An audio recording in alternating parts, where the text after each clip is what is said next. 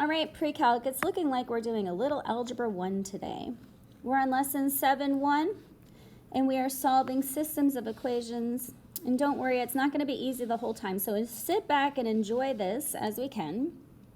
How do you solve using substitution and graphing for systems of equations? Well, for example, 1, if I have x minus y equals 0 and 5x minus 3y equals 6, I would probably solve using substitution. So I would just add this y over, and I know that x is equal to y.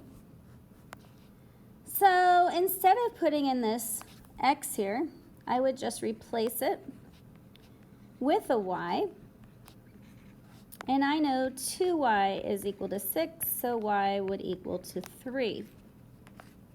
Now remember, that's just the y point. In order to find the x point, you would need to plug it back into the original. Well, if they're equal, I know this solution would be 3, 3.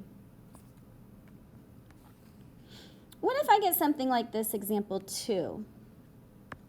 Notice that I have 2x plus y equals 5, and I have 3x minus 2y equals 4.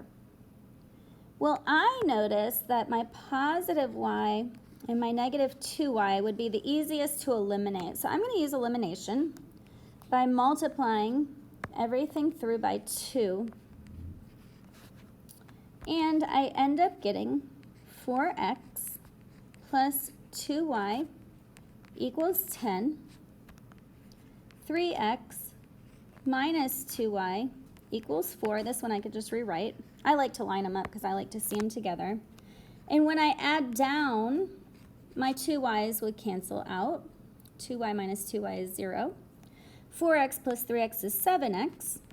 10 plus 4 is 14. So x would equal 2.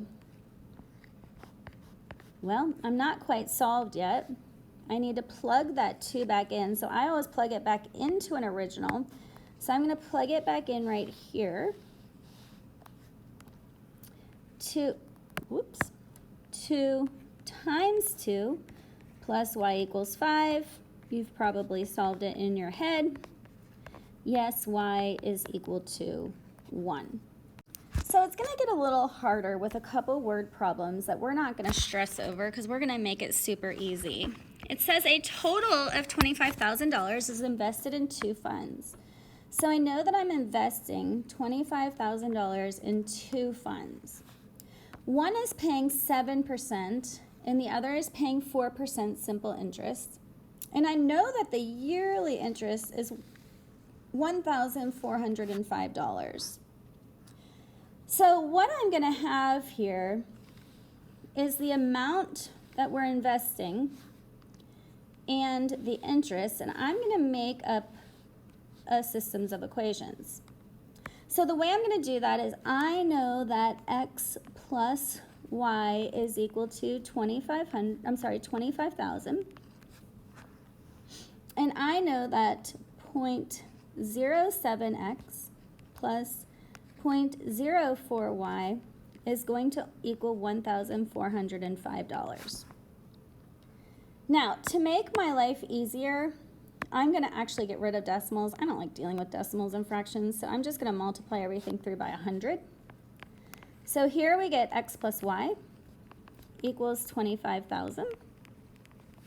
And here I get 7x plus 4y equals 140,500. So I'd probably I'm going to eliminate my y's by multiplying and making this a negative 4. So I'm just going to write this down here. So I have negative 4x minus 4y is equal to negative 100,000. And as you can see, now we're working with these 2 lines right here. And we get 3x, these cancel out, is equal to 40,500. When I divide each side by 3, x is equal to 13,500. Well, that was just one of the accounts. That adds up to be 25,000. So I know that the X account was 13,500, and if I subtract that from 25,000, I can find the Y account, which is 11,500. All right, one more, because it is going to get a little bit more confusing. The new thing that we have in Precalc is now we have an X squared. The nice thing about this problem is that when I add down, these actually cancel out. So this becomes x squared plus x equals 6. Well, that's nice because I know that all quadratics have to equal 0. So I'm going to subtract the 6 over. And I know the factors of negative 6 that add up to be 1 would be x plus 3 and x minus 2. So when I set each of these equal to 0, this solution would be negative 3, and this solution would be positive 2. So the difference here on this question is I now have two solutions. One is negative 3, and one is positive 2. So I'm going to plug them back into an original. I choose the easiest one because why not? Negative 2 times negative 3 plus what gives me 5. 6 plus what gives me 5? Well, I know that that y has to be negative 1 for that one. When I plug in 2, again, I'm going to plug it into the easiest one because why not? Negative 2 times 2 plus what gives me 5?